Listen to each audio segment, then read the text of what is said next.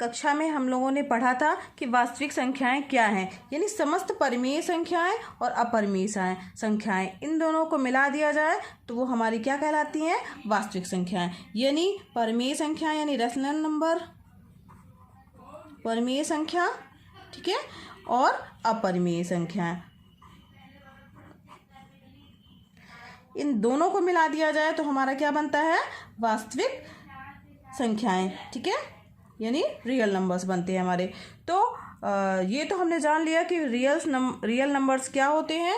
और इस चैप्टर में हमें जो है वो अंकगणित की एक आधारभूत प्रमेय मिलेगी जिसको फंडामेंटल थ्योरम्स ऑफ अर्थमेटिक कहा जाता है बच्चों, जिसका नाम है यूक्लिड विभाजन एल्गोरिथम, या कलन विधि भी इसे कहा जाता है, या यूक्लिड विभाजन प्रमेयिका के नाम से भी हम इसे जानते हैं। बच्चों, आप लोगों ने लॉन्ग डिवीज़न प्रोसेस या सामान्य लंबी विभाजन प्रक्रिया के बारे में जाना ही होगा, ठीक है। इसके द्वारा हम एचसीएफ निकालते हैं दो धनात्मक पूर्णांकों का। तो यही प्रक्रिया जो है यही प्रक्रिया जो हमारी यूक्लिड विभाजन प्रमेयिका या यूक्लिड डिवीज़न एल्गोरिथम कहलाती है, या गणित की आधारभूत प्रमेय कहलाती है। तो इसी को लिखने का एक तरीका बस अलग है और उसे ही कहा जाता है यूक्लिड विभाजन प्रमेयिका। तो आइए जानें। तो बच्चों, इस प्रमेयिका के अनुसार दो धनात्मक पूर्णांक a और b दिए रहने पर ऐसी अद्वितीय पूर्ण संख्याएं q और r विद्यमान हैं कि a = bq + r, जहाँ पर r जो है वो b से छोटा है परंतु 0 के बराबर या तो 0 से बड़ा होगा, ठीक है बच्चों। तो चलिए आइए देखते हैं कि यूक्लिड विभाजन प्रमेयिका के द्वारा हम किन्हीं भी दिए गए दो धनात्मक संख्याओं का एचसीएफ कैसे ज्ञात करेंगे। बच्चों, एक एग्जाम्पल 135 और 225 जो है इसको लेकर के चलते हैं। इसका जो है हमें क्या ज्ञात करना है, एचसीएफ ज्ञात करना है। तो सबसे पहले हम जैसे लंबी विभाजन प्रक्रिया या भाग विधि के द्वारा करते थे, पहले उसे करके देखते हैं कि कैसे किया जाता है। 225 जो हमारी बड़ी संख्या है उसमें हम क्या करेंगे, छोटी संख्या से भाग देंगे। छोटी संख्या है हमारी 135, कितनी बार जाएगा बच्चों, ये एक बार गया, 135 0 9 बचा क्या हमारा 90। अब ये जो 90 बचा हुआ है बच्चों, इससे फिर से भाग देंगे। किस संख्या में भाग देंगे, जो यहाँ ऊपर दी हुई हमारी संख्या है, ठीक है। भाग देंगे, कितनी बार जाएगा, तो एक ही बार जाएगा, और 90 का 90 हो गया, ये 90 हो गया। फिर इसके बाद 5 आ गया और यहाँ पे 45 आ गया। अब ये जो 45 है, ठीक है बच्चों, अब यहाँ यही प्रक्रिया करेंगे, दोबारा 45 से भाग देंगे। किस में भाग देंगे, जिससे हमने पहले भाग दिया था 90। अब भाग देने पे बच्चों देखिए क्या आ रहा है, 2 बार भाग जाएगा और 45 दूनी 90, ये हो गया हमारा शेषफल 0, ठीक है। तो अब ये हमारी विभाजन प्रक्रिया है और इसके द्वारा अगर हम एचसीएफ निकालेंगे तो हमारा क्या आएगा, 45 आएगा। तो यूक्लिड विभाजन प्रमेयिका जो है वो सेम यही है, इसी को कहा जाता है, मगर इसको लिखने का तरीका जो है वो चरण में हो जाता है। तो किस तरीके से इसको लिखेंगे, इसका प्रॉपर मेथड क्या है और हल कैसे करेंगे, इन क्वेश्चंस को आइए देखते हैं। सबसे पहले बच्चों लिखेंगे कि कौन सी संख्या बड़ी है। तो कौन सी संख्या बड़ी है, 225 बड़ी है 135 से, ठीक है। ये मैंने रफ वर्क बताया है, 225 बड़ी है 135 से। फिर इसके बाद हम क्या लिखेंगे कि यूक्लिड विभाजन प्रमेयिका से।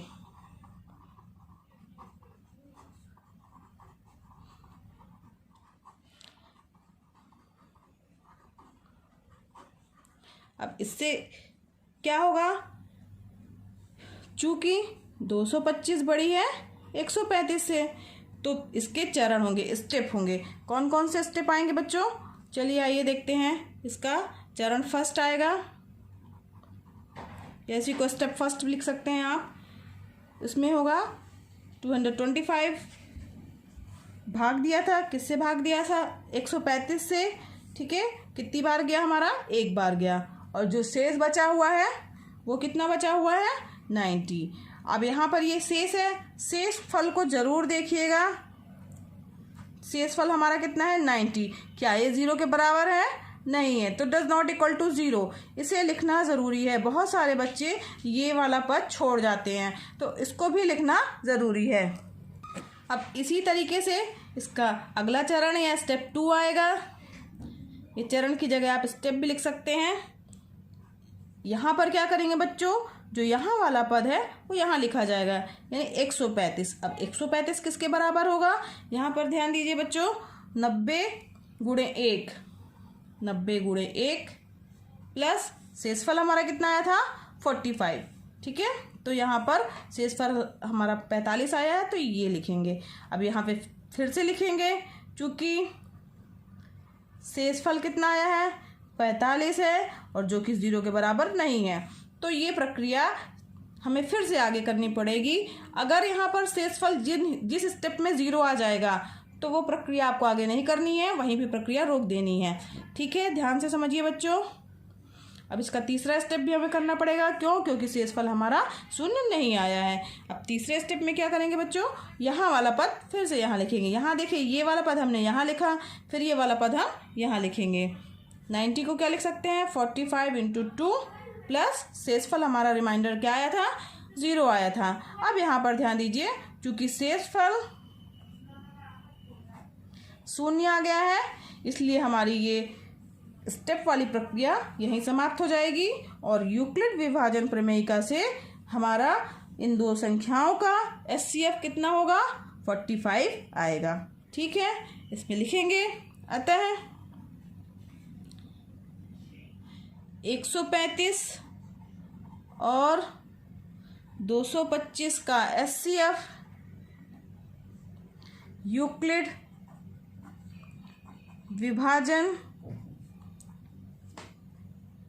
प्रमेयिका से 45 होगा। बच्चों समझ में आया ना? ये स्टेप हमारे कब तक चलते रहेंगे? जब तक कि हमारा शेषफल या रिमाइंडर 0 नहीं प्राप्त हो जाता है। यही हमारी यूक्लिड विभाजन प्रमेयिका है, जो कि क्लास 10th के सिलेबस के अनुसार बहुत इम्पॉर्टेंट है और ये इससे रिलेटेड क्वेश्चन भी बच्चों एग्ज़ाम में आते हैं। तो इसे अच्छे से समझिएगा और ध्यान से इसको हल करिएगा। इसके स्टेप जो हैं वो प्रॉपर होने चाहिए। साथ ही साथ जो है वो यहाँ पर साइड में जो लिखना है हमें कि शेषफल 0 के इक्वल टू नहीं है, इसलिए हमारा सेकंड स्टेप आया है, या इक्वल टू 0 नहीं है, ये भी लिखना हमें बहुत ज़रूरी है। तो यूक्लिड विभाजन प्रमेयिका से किन्हीं भी दो धनात्मक संख्याओं का एचसीएफ कैसे निकाला जाएगा, ये आपने सीखा। बच्चों, आपको समझ में आया हो तो ये वीडियो लाइक कीजिए, सब्सक्राइब कीजिए और साथ ही साथ शेयर भी कीजिए, ताकि सभी बच्चे इसका लाभ ले सकें।